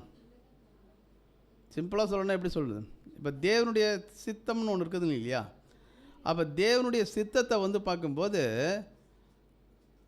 தவறான ஒரு காரியத்தின் மூலமாக என்ன பண்ணுறது, நிறைவேற்றக்கூடிய ஒரு விஷயம். அதை தான் நம்ம என்ன படிக்கிறோம் அப்படின்னு பார்க்கும்போது, தேவனுடைய சித்தத்திற்கும் திட்டத்திற்கும் மாறாக சிந்தித்து தவறான வழியில் ஆசீர்வாதம் நன்மைகளை பெற்றுக்கொள்ளுதல். இதுதான் என்னது, பேராசை. அப்போ இந்த ஒரு பேராசை தான் யாருக்குள்ளே இருக்குது அப்படின்னு பார்க்கும்போது யூதாஸ்குள்ளே என்ன பண்ணப்படுது, காணப்படுது. இவர் என்ன பண்ணிட்டான்னு பார்க்கும்போது அதுக்காக தன்னுடைய இருதயத்தையும் தன்னுடைய பலத்தையும் என்ன பண்ணிட்டார், கொடுத்துட்டார். அதேமாதிரி வந்து பார்க்கும்போது ஆரம்பத்தில் இவர் நல்லா தான் இருந்தார். ஆனாலும் வந்து பார்க்கும்போது இப்போ முற்றிலும் என்ன பண்ணிட்டாருன்னா ஆப்போசிட்டாக என்ன பண்ணிட்டார், போயிட்டார். யார் அப்படின்னு பார்க்கும்போது, சரி இதில் 2 பேரில் யார் ரொம்ப நல்ல விஷயங்களை பண்ணியிருக்கிறாங்க, பேதுருவா யூதாஸா? 2 பேருமே என்ன பண்ணியிருக்கிறாங்கன்னா தப்பு பண்ணியிருக்கிறாங்க. இவர் காட்டி கொடுத்தார், அவர் என்ன பண்ணார், மறுதளித்தார். சபிக்கவும் என்ன பண்ணார், சத்தியம் பண்ணவும் தொடங்கினார். இதில் வந்து ஒரு ஆராய்ச்சின்னு நம்ம பார்த்தோம்னு வச்சுக்கலாம், மேலோட்டமாக பார்த்தோம்னா யார் மேலே தான் அதிக மிஸ்டேக் இருக்கிற மாதிரி தெரிஞ்சுறீங்களா? பேதுரு மேலே தான் என்னது மிஸ்டேக் இருக்கிற மாதிரி என்னது தெரியும். சரி, இப்போ வந்து நம்ம பேதுரு மேலே மிஸ்டேக் இருக்குதா இல்லை யூதாஸ் மேலே மிஸ்டேக் இருக்குதா அப்படின்ற ஒரு ஆராய்ச்சிக்குள்ளே நம்ம என்ன பண்ணுறதில்ல, போகிறது கிடையாது. அதேமாதிரி யூதாஸ் வந்து பார்க்கும்போது செகண்ட் இதுக்கு என்ன பண்ணிட்டார், போயிடுவாரா அப்படின்றது நம்ம பார்க்க போகிறது கிடையாது. என்ன பார்க்க போகிறோம் அப்படின்னு பார்க்கும்போது, இப்போ இவங்க 2 பேரும் வந்து பார்க்கும்போது 2 வகுப்பார். யார்? பேதுரு ஒரு வகுப்பார், யூதாஸ் ஒரு வகுப்பார். அப்படின்னா பேதுரு என்ன பண்ணிட்டாரு, நல்ல இருதயம் இருக்குது, தேவனுக்காக எதையாவது என்ன பண்ணணும், செய்யணும்னு எண்ணம் இருக்குது. ஆனாலும் என்ன பண்ணல அப்படின்னு பார்க்கும்போது விழிப்பா இல்லை. விழிப்பாக இல்லாதனால இப்போ சாத்தான் அவர் என்ன பண்ணிட்டாருன்னா ஏமாற்றிட்டார், வஞ்சித்துட்டார். இப்போ வந்து பார்க்கும்போது அவர் என்ன பண்ணிட்டார், ஒரு விழுகைக்குள்ளே போயிட்டார். அப்படியே வந்து பார்க்கும்போது யூதாஸை நம்ம எடுத்துக்கொண்டோம் அப்படின்னு பார்த்தீங்கன்னா, யூதாசனுடைய இறுதிய நிலைமை என்னது, சரியில்லை. அவருக்குள்ளே என்னச்சுன்னா சுயநலம், பேராசை இருந்ததுனால சீக்கிரம் சாத்தானுடைய அந்த வஞ்சகத்துக்குள்ளே என்ன பண்ணிட்டார், விழுந்துட்டார். அதை கூட அவர் எப்படி செய்தார் அப்படின்னு பார்க்கும்போது மனப்பூர்வமாக தான் என்ன பண்ணார், அவர் செய்யக்கூடிய ஒரு விஷயத்தை பார்க்குறோம். அப்படின்னா இதில் என்ன ஒரு விஷயம் அப்படின்னு பார்க்கும்போது, நாம் யார் இதில் வந்து நம்ம பேதுரு வகுப்பாரா இல்லை யூதாஸ் வகுப்பாரா அப்படின்றத நம்ம என்ன பண்ண போகிறோம், நம்ம பார்க்க போகிறோம் இல்லைங்களா? சரி, இப்போ பார்த்தீங்கன்னா இப்போ இயேசு கிறிஸ்து இப்போ 2ஆம் வருகையில் என்ன பண்ண போகிறாரு, வரப்போகிறார் இல்லையா? வந்துட்டார். சரி, எல்லாம் விழிப்பாக்குறீங்க. சரி, இப்போ 2ஆம் வருகையில் என்ன பண்ண போகிறாரு, வந்துட்டார். இப்போ அவருடைய வருகையில் வந்து பார்க்கும்போது அவங்கவுங்களுக்குரிய அந்த முடிவுகள், பலன் என்னோட கூட என்னது வருதுன்னு சொல்லியிருக்கிறார் இல்லையா? அந்த பலனுடைய ரகசியம் ஒருத்தவங்களுக்கு வந்து பார்க்கும்போது பலன் கொடுக்குறாருன்னு பார்க்கும்போது அவங்களுடைய நற்கிரியின் நிமித்தம், அவங்க செய்த நன்மைகளின் நிமித்தம் அவங்களுக்கு என்ன கிடைக்க போகுதுன்னு பார்க்கும்போது ரிவார்டு என்னது, அந்த ஒரு பலன் கொடுக்க போகிறார். அப்போ அந்த பலன் எப்படி நம்ம பெற்றுக்கொள்கிறது, அவங்களுக்கு என்ன பலன் கிடைக்கும்ன்றத இந்த 2 வகுப்பார் மூலமாக நம்ம என்ன பண்ணலாம், தெரிஞ்சுக்கலாம் இல்லைங்களா? பேதுரு வகுப்பாரும் இருக்கிறாங்க, யூதாஸ் வகுப்பாரும் இருக்கிறாங்க. அப்படின்னா இவங்களுக்குள் இருக்கக்கூடிய ஏன் அப்படின்னு பார்த்தீங்கன்னா கலாத்தியர் 6:7 நம்ம படிக்கலாம் பாருங்கள்.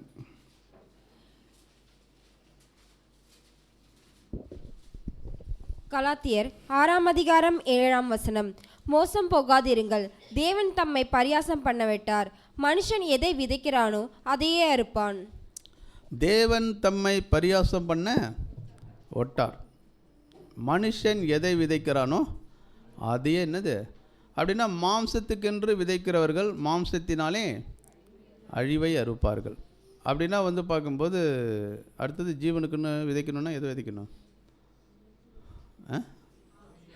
ஆவிக்கென்று விதைக்கிறவன் அவங்க என்ன பண்ணுறோன்னா ஜீவனை என்ன பண்ணுவாங்க, பெற்றுக்கொள்வாங்க. அப்படின்னா தேவன் வந்து பார்க்கும்போது தேவனை யாரும் என்ன பண்ண மாட்டாங்க, ஏமாற்ற முடியாது. ஒருத்தவங்க வந்து தேவனை வந்து நம்ம ஏமாத்துறோம் அப்படின்னு நம்ம நினச்சிக்கிட்டோம்னா அவங்க தங்களே என்ன பண்ணுறாங்க, ஏமாற்றிக் கொள்கிறாங்க அப்படின்றத நம்ம பார்க்குறோம். அப்போ அதேமாரி தான் என்ன அப்படின்னு பார்த்தீங்கன்னா, இப்போ ஒரு தேவனுடைய பிள்ளைகள் எப்படி இருக்கணும் அப்படின்னு பார்த்தீங்கன்னா, யூதாஸ் மாதிரி இருக்கணுமா, பேதுரு மாதிரி இருக்கலாமா அப்படின்னு பார்த்தீங்கன்னா நம்ம அப்படி முடிவுலாம் என்னது பண்ண தேவையில்ல. ஒரு விஷயத்தை நம்ம புரிஞ்சுக்கலாம். என்ன அப்படின்னு பார்க்கும்போது, இப்போ யூதாஸ் வகுப்பாராக இருக்கிறாங்கன்னு வச்சுங்க, அவங்களுக்கு ஒரு சோதனை வருது.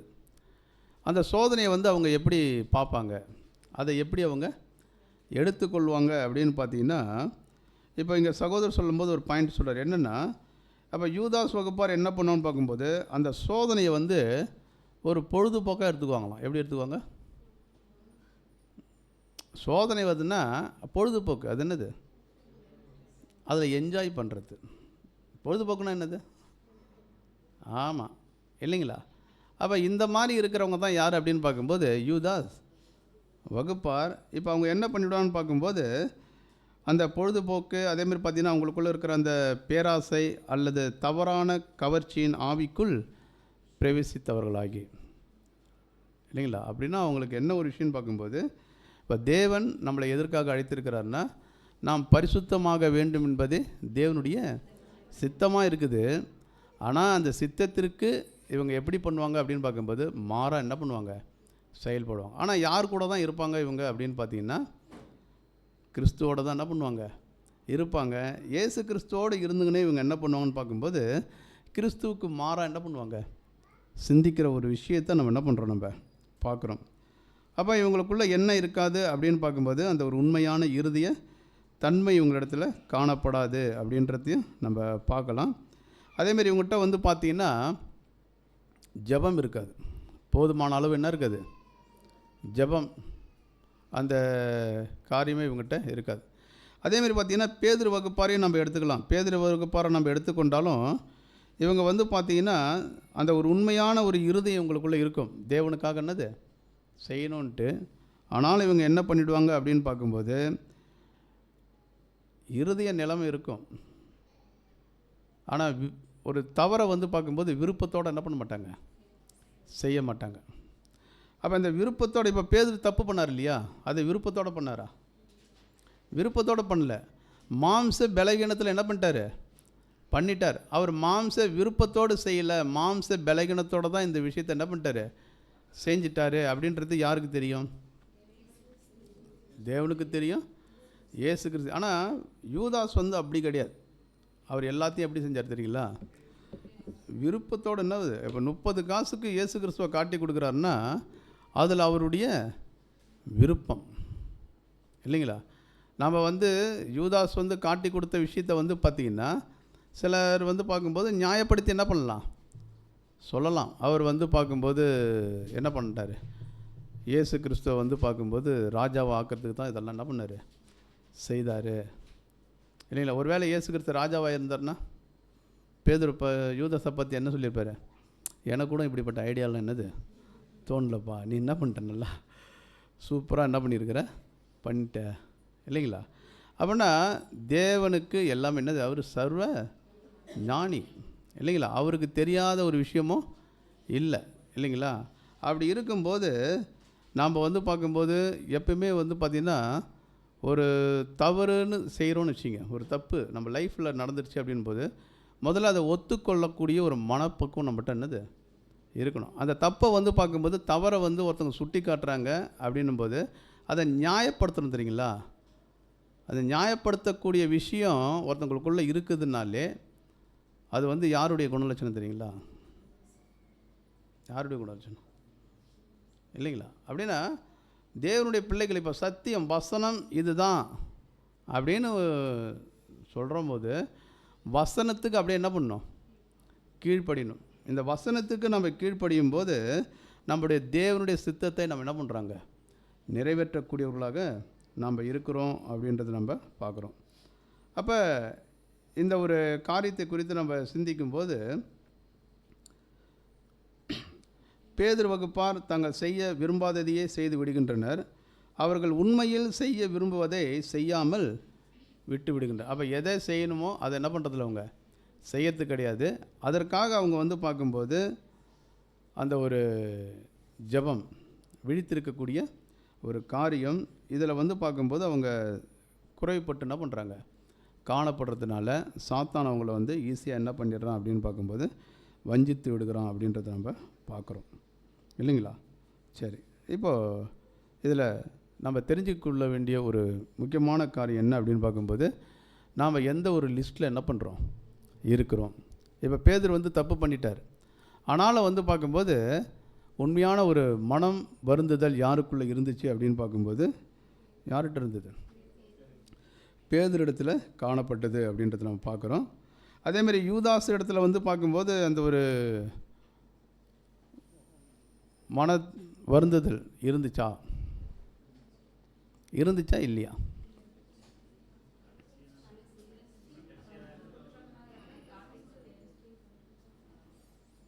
சரி, இப்போ யூதாஸ் உண்மையாலுமே மனம் வருந்தினாரா அப்படின்னு பார்க்கும்போது அந்த ஒரு மனம் வருந்துதல் 2 பேர் இடத்துலையுமே என்னது இருந்தது. ஆனால் 2 பேருடைய மனம் வருந்துதலையும் யார் பார்த்துன்னுக்கிறா தெரியுமா? யார் பார்த்துன்னுக்கிறா? தேவன் பார்க்குறார். இயேசு கிறிஸ்துவ என்ன பண்ணுறாரு, பார்த்துன்னு தான் இருக்கிறார். ஆனால் வந்து பார்க்கும்போது யூதாஸ் மனம் வருந்தின விஷயம் வந்து பார்க்கும்போது எதன் அடிப்படையில் இருந்துச்சு அப்படின்னு பார்த்தீங்கன்னா, அவர் வந்து பார்த்தீங்கன்னா ஒரு விஷயத்தை இங்கே சொல்கிறார். என்னென்னா, இப்போ பேதுருவை நம்ம எடுத்துக்கொண்டோம்னு பார்த்தீங்கன்னா, அது அவருடைய இருதயத்தில் வந்து பார்க்கும்போது நேர்மை கொண்டவரும், அதே சமயத்தில் வந்து பார்க்கும்போது ஏதோ பலகீனத்தினால அவர் என்ன பண்ணிட்டான்னு பார்க்கும்போது சிக்குண்டு போயிட்டார். ஆனாலும் வந்து பார்த்தீங்கன்னா இப்போ பேதுரு, யூதாஸ் இருக்கிறார் இல்லையா, அவர் முழு மனசோட ஒரு விஷயத்தை என்ன பண்ணுறாரு, செய்கிறார். இது வந்து பார்க்கும்போது நமது ஆண்டவராகி இயேசு கிறிஸ்துக்கு பண்ணக்கூடிய துரோகம் அப்படின்னு தெரிஞ்சு அதை முழுமையாக என்ன பண்ணுறாரு அப்படின்னு பார்க்கும்போது தன்னுடைய சுயநலத்துக்காக என்ன பண்ணுறாரு, செய்யக்கூடிய ஒரு காரியம். இப்போ யூதாஸ் இந்த மாதிரி ஒரு விஷயத்தை பண்ணார் இல்லையா, யாருக்கு, இயேசு கிறிஸ்துக்கு பண்ணார் இல்லையா. இது இயேசு கிறிஸ்துனுடைய பார்வையில் எப்படி இருந்திருக்கும்?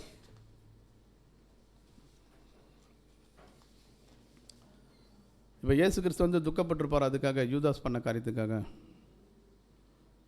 துக்கப்பட்டிருப்பாரா?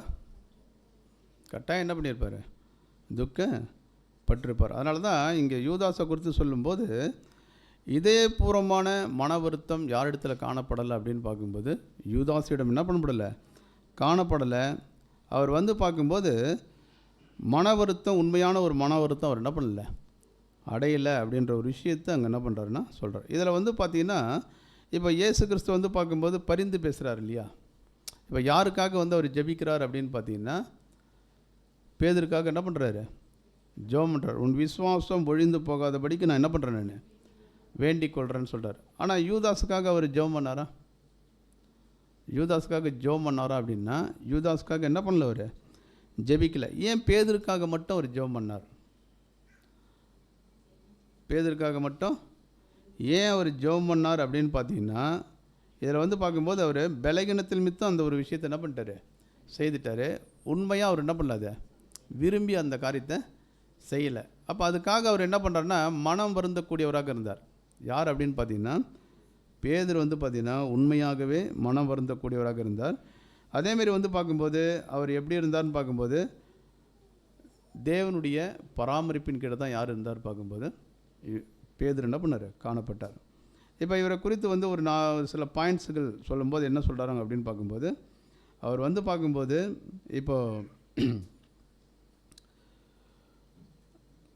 கர்த்தருடைய சரீர அங்கங்களில் ஒருவராகத்தான் யார் இது வரைக்கும் காணப்பட்டு கொண்டிருக்கிறார் அப்படின்னு பார்க்கும்போது பேதுரு என்னது காணப்பட்டார். அதனால தான் பேதுருக்காக வந்து யார் வந்து பார்க்கும்போது அங்கே ஜெபிக்கிறார் அப்படின்னு பார்க்கும்போது ஆண்டவராகிய இயேசு கிறிஸ்து ஜெபிக்கிறத நம்ம பார்க்குறோம். சரி, இதில் வந்து பார்த்திங்கன்னா மத்திய 18:7 படிங்க.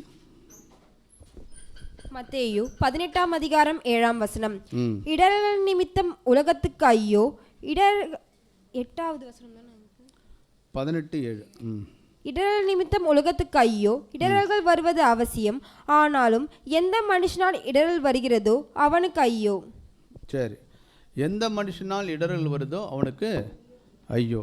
அப்படின்னா இப்போ யூதாஸுக்காக ஏன் நமது ஆண்டவராக இயேசு கிறிஸ்து பார்க்கும்போது பரிந்து பேசலை அப்படின்றதுக்கு சில காரியங்களை நம்ம பார்க்கும்போது, இப்போ ஆரம்பத்தில் இருந்த அந்த உண்மை, இப்போ இயேசு கிறிஸ்து ஊழியத்துக்கு வரும்பொழுது இப்போ யூதாஸ் என்ன பண்ணுறாரு, கூப்பிட்றாரு இல்லையா, அந்த டைமில் இருந்த மனநிலை இப்போ யார்கிட்ட இல்லை அப்படின்னு பார்க்கும்போது யூதாஸிடம் இல்லை.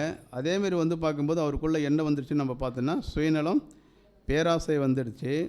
அடுத்துக்கப்புறம் பார்க்கும்போது நம்ம என்னென்ன விஷயங்கள் நம்ம பார்க்குறோன்னா, சாத்தானுக்கு தன்னை முழுமையாக என்ன பண்ணிட்டார், ஒப்பு கொடுத்துட்டார். ஏற்கனவே தன்னை யாருக்காக அவர் அர்ப்பணித்திருந்தாருன்னா தேவனுக்காக என்ன பண்ணார், அர்ப்பணித்திருந்தார். அந்த அர்ப்பணிப்பை என்ன பண்ணிட்டாருன்னு பார்க்கும்போது திரும்ப என்ன பண்ணிட்டார், வாங்கிட்டு அதை யாருக்கு முக்கியத்துவம் படுத்திட்டாருன்னு பார்க்கும்போது சாத்தானுடைய திட்டம் நிறைவேறுவதற்கு தன்னை முழுமையாக என்ன பண்ணிட்டார், ஒப்பு கொடுத்துட்டாரு. அப்படின்னா அவர் தன்னுடைய உள்ளான நோக்கம் நிறைவேறுவதற்காக தன்னை முழுமையாக என்ன பண்ணிட்டார் அப்படின்னு பார்க்கும்போது அர்ப்பணிச்சிட்டார். அதனால் இவரை மறுபடியும் பார்க்கும்போது சரி பண்ணக்கூடிய ஒரு நிலைமை. ஏன் அப்படின்னு பார்க்கும்போது அந்த உண்மையான ஒரு மனம் வருத்துதல் யாருக்குள்ளே இல்லை தெரியுங்களா. இவ்வளோ தப்பு பண்ணுறாரு, ஆனாலும் பார்க்கும்போது அது தப்புன்ற உணரக்கூடிய ஒரு மனநிலை யாருக்குள்ளே இல்லை அப்படின்னு பார்த்தீங்கன்னா யூதாஸ்குள்ளே என்னது காணப்படலை. அப்படி யூதாஸ்குள்ளே அந்த ஒரு மனநிலை காணப்படாதனால தான் இயேசு கிறிஸ்து என்ன பண்ணிட்டார் அப்படின்னு பார்க்கும்போது யூதாஸுக்கு அங்கே என்ன பண்ணல, ஜெபிக்கலை. அங்கே யாருக்காக மட்டும் அவர் ஜெபிக்கிறத நம்ம பார்க்குறோம் அப்படின்னு பார்த்தீங்கன்னா பேதருக்காக மட்டும் என்ன பண்ணுறாரு, ஜெபிக்கிறார். அப்போ ஏன் இந்த ஒரு விஷயத்தை இப்போ நம்ம யூதாஸையும் பேதரையும் பார்க்கும்போது ஒப்பிட்டு, அப்போ பேதருக்காக இயேசு கிறிஸ்து ஜெபம் பண்ணார், யூதாஸுக்காக நான் என்ன பண்ணல, ஜெபம் பண்ணலன்றதை ஏன் நம்ம பார்க்குறோன்னா, அங்கே உண்மையான ஒரு இருதய நிலைமை இதை தான் அங்கே தேவன் என்ன பண்ணுறாரு, பார்க்குறாரு. அப்படின்னா அந்த ஒரு மன்னிப்பை பெற்றுக்கொள்வதற்கு பேதுரு எப்படி இருந்தார்னா தகுதியானவராக என்ன பண்ணார், காணப்பட்டார். ஆனால் யூதாஸுக்கு அந்த ஒரு என்னது எண்ணமே இல்லை. அவருக்கு என்ன ஒரு விஷயம் இருந்துச்சு அப்படின்னு பார்க்கும்போது அவருடைய சுயநலம் என்ன பண்ணணும், அவர் என்ன நினைச்சாரோ அதை என்ன பண்ணணும், நிறைவேறணும். அதேமாதிரி பார்க்கும்போது அந்த ஒரு உண்மையான மனம் திருந்துதல் அவருக்குள்ளே என்ன பண்ணணும்னா காணப்படவில்லை அப்படின்றது. அதனால தான் பார்க்கும்போது யூதாஸுக்காக கிறிஸ்து என்ன பண்ணல, பரிந்து பேசலை. அப்போ இதில் நமக்கு என்ன ஒரு பாடம் அப்படின்னு பார்க்கும்போது,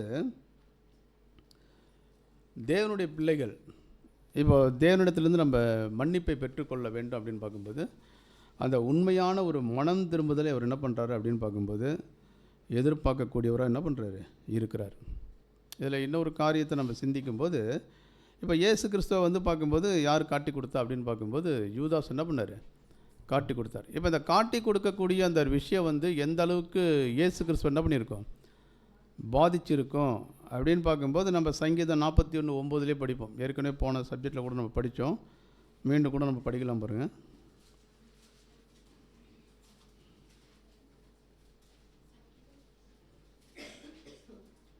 41:9. சங்கீதம் 41:9. என் பிராண சிநேகிதனும் நான் நம்பினவனும் என் அப்பம் புசித்தவனுமாகிய மனுஷனும் என்மேல் தன் குதிகாலை தூக்கினான். சரி, அப்போ இது யாரை குறித்து சொல்லப்பட்ட ஒரு விஷயம் அப்படின்னு பார்க்கும்போது யூதாஸை குறித்து என்னது சொல்லப்பட்ட ஒரு விஷயம். ஆனால் இந்த ஒரு விஷயம் எந்த அளவுக்கு இயேசு கிறிஸ்து சொன்னது பாதிச்சிருக்கும் அப்படின்னு பார்க்கும்போது மிகப்பெரிய அளவில் என்ன பண்ணிச்சுது, பாதிப்பை உண்டு பண்ணிச்சு. ஆனாலும் அவர் என்ன பண்ணாருன்னா அதை அந்த சரி செய்து கொண்டாராம் தன்னை. அதான் என்ன சொல்லப்படுதுன்னா, எதிராளியினுடைய திடீர் தாக்குதலை முதலில் எதிர்த்து போராடாமல் முடியாமல் இருந்து. இப்போ இயேசு கிறிஸ்து யூதாஸ் இந்த மாதிரி ஒரு காரியத்தை பண்ணிட்டாரு அப்படின்றத அவரால் என்ன பண்ண முடியல, தாங்க முடியல. இருந்தாலும் என்ன பண்ணுறான்னு பார்க்கும்போது அதை சரி செய்து கொண்டாராம். புரியுதுங்களா? அதை சரி செய்து கொண்டு தான் அவர் என்ன பண்ணுறாருன்னு பார்க்கும்போது பேதருக்காக அங்கே என்ன பண்ணுறாரு, ஜெபிக்கக்கூடிய ஒரு விஷயத்தை நம்ம பார்க்குறோம். அதேமாதிரி இன்னொரு காரியம் என்ன அப்படின்னு பார்க்கும்போது, இப்போ இந்த காட்டி கொடுக்கக்கூடிய ஒரு காரியம் இதை ஒரு தேவனுடைய பிள்ளைகள் செய்யலாமா அப்படின்னும்போது நம்ம யாரையும் என்ன பண்ணுறதில்ல, காட்டி கொடுக்கக்கூடிய ஒரு விஷயம் இல்லை. இப்போ கிறிஸ்துனுடைய சரீரம் அங்கம் எப்படி இருக்கிறாங்கன்னு பார்க்கும்போது எப்பவுமே இப்படி தான் இருக்கிறாங்க. அவங்க ஒன்றாக என்னது இருக்கிறாங்க. அப்போ இந்த ஒன்றாக இருக்கக்கூடிய ஒரு விஷயத்தில் வந்து பார்க்கும்போது அந்த ஒரு இடரல் உண்டாக்கக்கூடிய ஒரு காரியம். அப்போ ஒரு தேவனுடைய பிள்ளைகளுக்கு விரோதமாக ஒருத்தவங்க வந்து ஒரு விரோதமான காரியங்கள் என்ன பண்ணுறாங்க, செய்கிறாங்க அப்படின்னும்போது அதை ஒரு தேவனுடைய பிள்ளைகள் எப்படி எடுத்துக்கலாம்? இப்போ கூட நம்ம பவுல் வந்து பார்த்திங்கன்னா சபையை என்ன பண்ணுவார், துன்பப்படுத்துவார். துன்பப்படுத்தும் போது அங்கே இயேசு கிறிஸ்து என்ன சொல்கிறாருன்னா, நீ துன்பப்படுத்துகிற கிறிஸ்து நானே அப்படின்னா, ஒரு தேவனுடைய பிள்ளையே ஒருத்தவங்க வந்து பார்க்கும்போது துன்பப்படுத்துகிறாங்க, ஆப்போசிட்டாக செயல்படுத்துகிறாங்கன்னா, அதை யாரை துன்பப்படுத்துகிற ஒரு காரியம் அப்படின்னு பார்க்கும்போது யாரை துன்பப்படுத்துகிறாங்க? கிறிஸ்துவை என்ன பண்ணுறாங்க, துன்பப்படுத்துகிற ஒரு காரியம். அப்படின்னா ஒரு தேவனுடைய பிள்ளைகள் இந்த மாதிரி ஒரு காரியத்தை என்ன பண்ணக்கூடாது, செய்யக்கூடாது. அப்படின்னா செய்கிறாங்க அப்படின்னும்போது அதற்காக கிறிஸ்து என்ன பண்ணுவார் தெரியுங்களா, ஜெபிக்கக்கூடியவராக காணப்படுறார். அதனால தான் அங்கே வசனம் என்ன சொல்லப்படுதுன்னா, யூதாஸ் வகுப்பாரும் பேதுரு வகுப்பாரும் எந்த அளவுக்கு தங்கள் கிறிஸ்துவனுடைய சரீரங்கங்களை காட்டி கொடுக்கவோ மறுதளிக்கவோ செய்கின்றார்களோ அவைகளெல்லாம் கர்த்தரை மறுதளித்து காட்டி கொடுப்பதாகவே கருதப்படுகிறது. இதில் ஒரு விஷயம் என்னென்னா, இப்போ பேதுரு ஒரு விஷயம் பண்ணார் இல்லையா, என்ன பண்ணார், மறுதளித்தார், சபிச்சார், சத்தியம் பண்ணார். ஆனால் இதை யாருக்கு செஞ்சார், இதை கிறிஸ்துவுக்கு செஞ்சார். இதே ஒரு விஷயத்தை வந்து பார்க்கும்போது நல்ல மனநிலையில் இருக்கக்கூடிய நல்ல ஒரு இருதயத்தில் உள்ள ஒருத்தன் கூட பார்த்திங்கன்னா ஒரு சகோதரனை வந்து பார்க்கும்போது சகோதரியோ அவருடைய சரீர உடன் அங்கங்களையோ அவங்க வந்து குற்றப்படுத்துகிறாங்க. அதேமாதிரி வந்து பார்க்கும்போது காட்டி கொடுக்குற விஷயம், மறுதளிக்கிற விஷயம், இதெல்லாம் இருக்குது. அவங்களுக்கு விரோதமான காரியங்களை செய்கிற விஷயம் இருக்குது. அப்படின்னா இது யாருக்காக தான் பண்ணுறாங்கன்னா, அந்த சகோதரனுக்கு செய்கிறதான் நம்ம என்ன பண்ணுறோம், நம்ம நினைக்கிறோம், எனக்கு போய் இப்படி என்ன பண்ணிட்டாங்க, செஞ்சிட்டாங்க அப்படின்னு. ஆனால் அது யாருக்கு செய்கிறதா வந்து எடுத்துக்கிறாருன்னா, எனக்கு தான் என்ன பண்ணுறீங்க, நீங்கள் செய்கிறீங்க. அப்போ ஒரு தேவனுடைய பிள்ளைகள் அதை என்ன பண்ணக்கூடாது, செய்யக்கூடாது. ஒருவேளை அப்படிப்பட்டவங்களுக்காக அப்படி பாதிக்கப்படுறாங்க இல்லையா, அவங்களுக்காக கிறிஸ்து என்ன பண்ணுறாருன்னா பரிந்து பேசக்கூடியவராக அவர் காணப்படுறாரு அப்படின்றத நம்ம பார்க்குறோம். சரி, இப்போது நெக்ஸ்ட்டு என்ன அப்படின்னு பார்க்கும்போது, இப்போ நம்ம எந்த ஒரு வகுப்பாராக இருக்கலாம், பேதுரு வகுப்பாராக இருக்கலாமா, யூதாஸ் வகுப்பாராக இருக்கலாமா?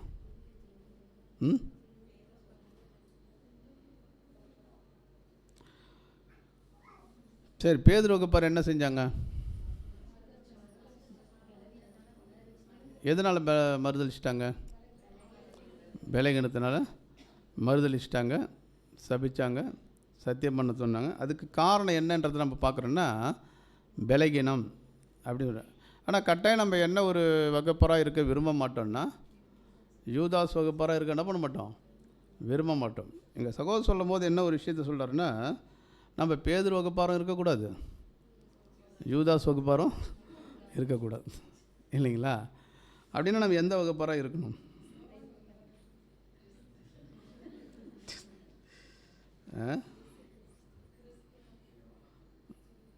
சரி, என்ன அப்படின்னு பார்க்கும்போது, நாம் பேதுரு வகுப்பாரில் ஒருவராக இருப்பதற்கு நாடாமல் நமது கர்த்தர் தாமே அடையாளப்படுத்தும் வகுப்பாரில் ஒருவராக இருக்கவே நாம் நாட வேண்டும். அப்போ கர்த்தர் அடையாளப்படுத்தும் வகுப்பார் யார் அப்படின்னு பார்க்கும்போது யார் அவங்க? சபை வகுப்பார் இல்லைங்களா?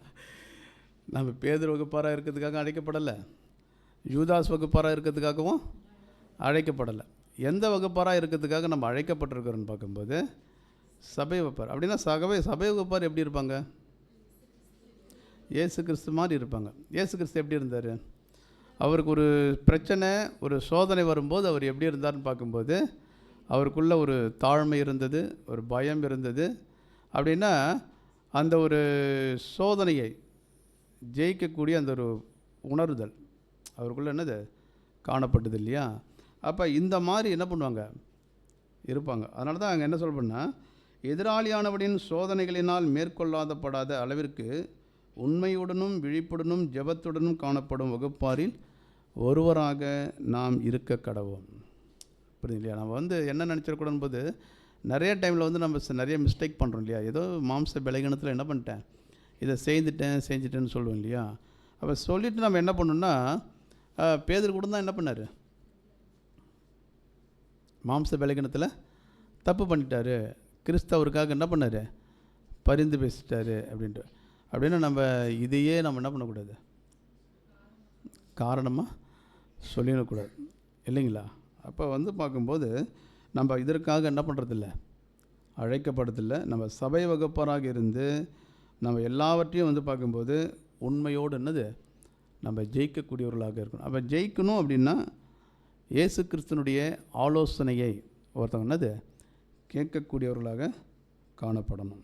ஏன் அப்படின்னு பார்த்தீங்கன்னா, இப்போ நம்ம இருக்கக்கூடிய ஒரு காலப்பகுதி எப்படிப்பட்ட ஒரு காலப்பகுதி அப்படின்னு பார்த்தீங்கன்னா, இப்போ கோதுமையிலிருந்து எதை பிரிக்கிற ஒரு வேலை நடந்துனுக்குது, கலையை பிரிக்கிற ஒரு வேலை என்ன பண்ணுதுன்னா நடந்துனுக்குது. அப்படின்னா அந்த ஒரு வேலை நடந்து கொண்டிருக்கும்போது அநேக சோதனைகள் என்னது இருக்கும். அதனால தான் ஒரு வசனம் கூட படிக்கலாம் பாருங்கள், வெளிப்படுத்தல் 3:10.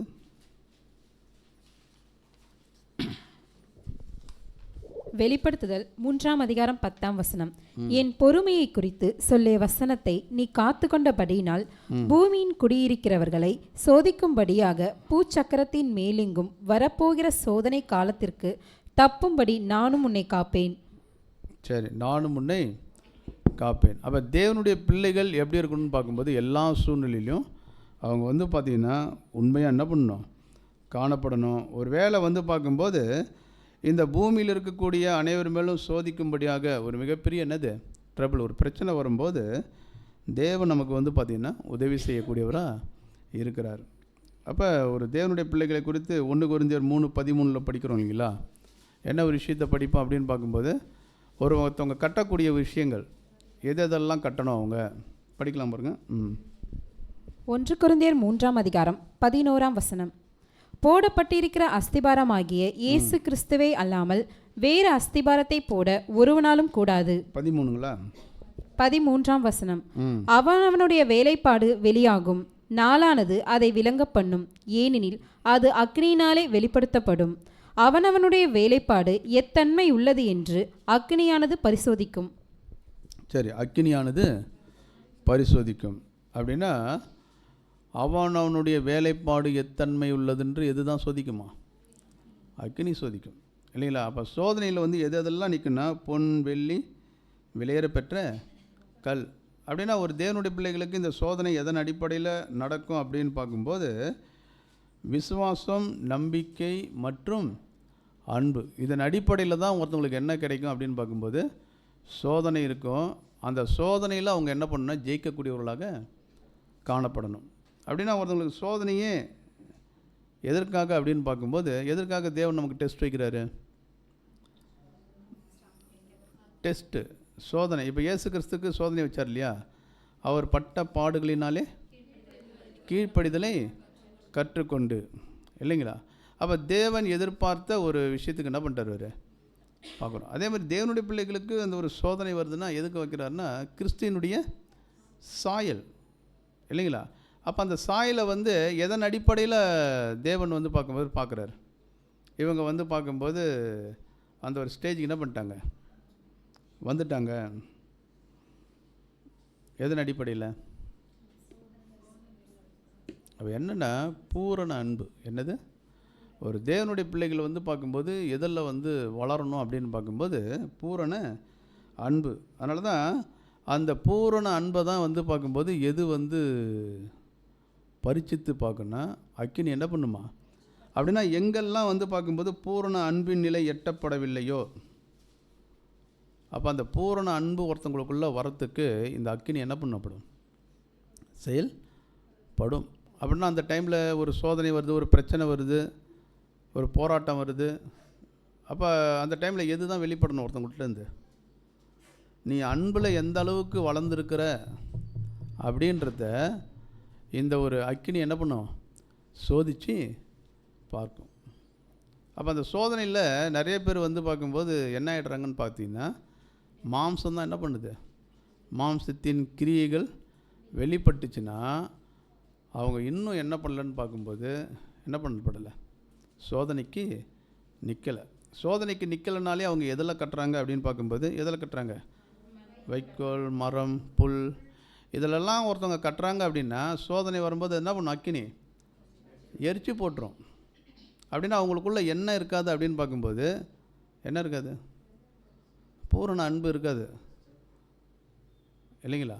ஒருத்தவங்க ஒரு கொஸ்டின் கேட்குறாங்க, ஒரு காரியம் சொல்கிறாங்கன்னா அந்த கொஸ்டினுக்கு அவங்க சொல்லக்கூடிய பதில், ஒருத்தன் கேட்கக்கூடிய கேள்விக்கு அவங்ககிட்ட இருந்து வரக்கூடிய ஆன்சர் எந்த அளவுக்கு வருது, அதை வச்சு ஒருத்தவங்க என்னது அன்பில் எந்த அளவுக்கு என்ன பண்ணியிருக்கிறாங்க, வளர்ந்துருக்கிறாங்க அப்படின்றத நம்ம பார்க்கலாம் இல்லைங்களா? சரி, இப்போது அந்த ஒரு டெஸ்ட்டு, இப்போது அதில் வந்து பார்த்திங்கன்னா யூதாஸ் என்ன பண்ணிட்டாரு? விழுந்துட்டார். கம்ப்ளீட்டாக என்ன பண்ணிட்டாரு? விழுந்துட்டார். பண்ண அர்ப்பணிப்புக்கு ரொம்ப தூரமாக என்ன பண்ணிட்டாரு? போயிட்டார். அப்போ கர்த்தருடைய அந்த ஒரு சரீரத்தில் இருந்து என்ன பண்ணிட்டாருன்னா அவர் அறுப்புண்டு என்ன பண்ணிட்டார்? போன ஒரு விஷயத்தை நம்ம பார்க்குறோம். ஏன் அப்படின்னு பார்க்கும்போது எல்லாவற்றையும் மனப்பூர்வமாக செய்தார். ரெண்டாவது வந்து பார்க்கும்போது எல்லாத்தையும் பிளான் பண்ணி என்ன பண்ணார்? செய்தார். ஆனால் வந்து பேதுரு வந்து பிளான் பண்ணி இயேசு கிறிஸ்துவை மறுதளிக்கணும் இல்லைங்களா, அவரை வந்து திட்டணும் அப்படிலாம் என்ன பண்ணல, எதுவும் பிளான் பண்ணல. ஆனாலும் வந்து பார்க்கும்போது அவருக்கு நல்ல இருதய நிலைமை இருந்தது. ஆனாலும் அவர் என்ன பண்ணிட்டார்னு பார்க்கும்போது சில பலகீனத்தில் என்ன பண்ணிட்டார்? ஏன் அப்படின்னு பார்க்கும்போது அந்த ஒரு ஜெபத்தில் அவர் என்ன பண்ணல, இல்லை இல்லைங்களா? அதனால் பேதுரு வகுப்பாருக்கு தேவன் என்ன பண்ணுறாருன்னா இரக்கத்தை அங்கே என்ன பண்ணுறாரு? காட்டக்கூடிய ஒரு விஷயத்தை நம்ம பார்க்குறோம். இப்போ இரக்கத்தை காட்டினார். அதை பெற்றுக்கொள்கிற மனம் யார்கிட்ட இருந்துச்சுன்னா பேதுருக்கிட்ட இருந்தது. அந்த மனநிலை யார்கிட்ட இல்லை? யூதாஸ்கிட்ட இல்லை. சரி, இப்போ இன்னொரு கொஸ்டின் என்னென்னா, இப்போது இந்த மாதிரி ஒரு வகுப்பார், யூதாஸ் வகுப்பார், இப்போ பேதுரு வகுப்பாருக்கு ஒரு தேவனுடைய பிள்ளைகள் என்ன காட்டணுன்றது சொல்கிறாருன்னா இரக்கத்தை என்ன பண்ணணும்? ஒரு சிலர் வந்து பார்க்கும்போது மாம்ச பலகீனத்தில் சில மிஸ்டேக்கெலாம் என்ன பண்ணுவாங்க? தவறுகள் செய்வாங்க, சில காரியங்கள் இருக்கும்.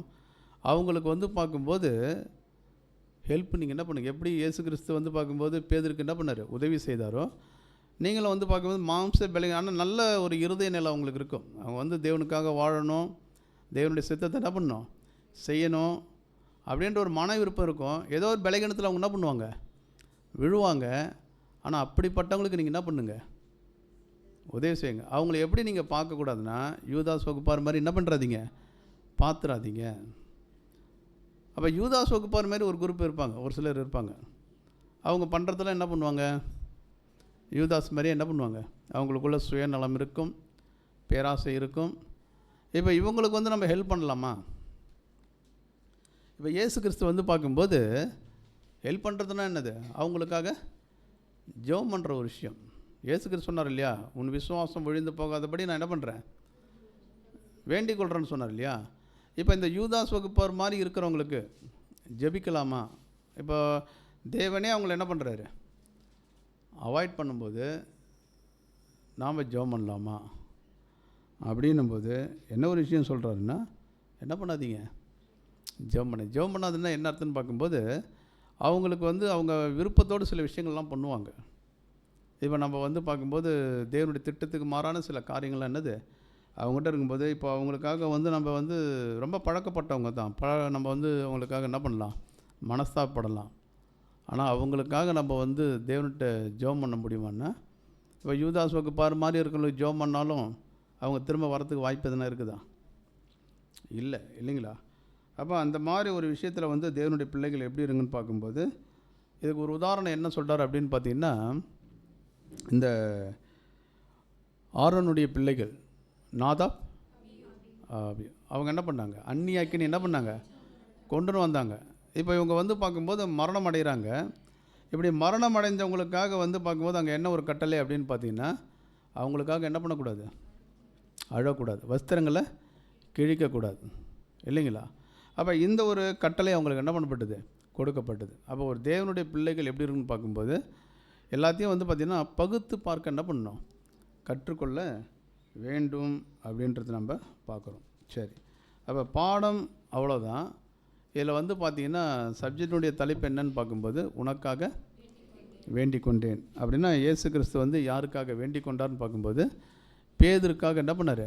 வேண்டிக் கொண்டார். பேதுரு யார் அப்படின்னு பார்க்கும்போது ஒரு மாம்ச பலகீனத்தில் என்ன பண்ணிட்டாரு, சில தவறுகள் என்ன பண்ணுறாரு, செய்துட்டார். காரணம் என்ன அப்படின்னு பார்த்தீங்கன்னா, அவர் இயேசு கிறிஸ்து கொடுத்த அந்த ஒரு எச்சரிப்பு அவர் என்ன பண்ணல, கேட்கல. அப்படின்னா ஒரு மிகப்பெரிய ஒரு ஆபத்து வரப்போகுது, அதுக்கு நீ என்ன பண்ணு, விழித்திருந்து ஜெபின்னு சொன்னார். ஆனால் பேதுரு என்ன பண்ணல, விழிப்பா இல்லாதனால அந்த ஒரு பிரச்சனையில் போய் என்னது மாற்றம். அப்படி தேவனுடைய பிள்ளைகள் இப்போ வந்து பார்க்கும்போது நமக்கு ஒரு சோதனை வரப்போகுது அப்படின்னும்போது நமக்கு கட்டாயம் என்ன பண்ணும் தெரியும். அப்போ ஒரு தேவனுடைய பிள்ளைகள் என்ன பண்ணுன்னா, ஜெபம் ரொம்ப ரொம்ப என்னது முக்கியம். விழிப்பாக இருக்கணும். யாரை மாரி இருக்குன்னு பார்க்கும்போது நமது ஆண்டவராகிய இயேசு கிறிஸ்து மாதிரி நம்ம எப்படி இருக்கணும்னா விழிப்பாக என்னது இருக்கணும் அப்படின்றது. அப்போ நம்ம எந்த ஒரு வகுப்பாராக இருக்கக்கூடாது அப்படின்னு பார்க்கும்போது, யூதாஸ் வகுப்பாராக என்ன பண்ணக்கூடாது, இருக்கக்கூடாது. பேதுரு வகுப்பாராக என்ன பண்ணக்கூடாது, இருக்கக்கூடாது. தேவன் எதிர்பார்க்கக்கூடிய வகுப்பார், சபை வகுப்பார். அந்த சபை வகுப்பார் எப்படி இருப்பாங்களோ அப்படி என்ன பண்ணணும், நம்ம இருக்கணுன்றதை பார்க்குறோம். பொறுமையோடு கேட்டவங்களை தேவன் தாமே ஆசீர்வதிப்பார்கள்.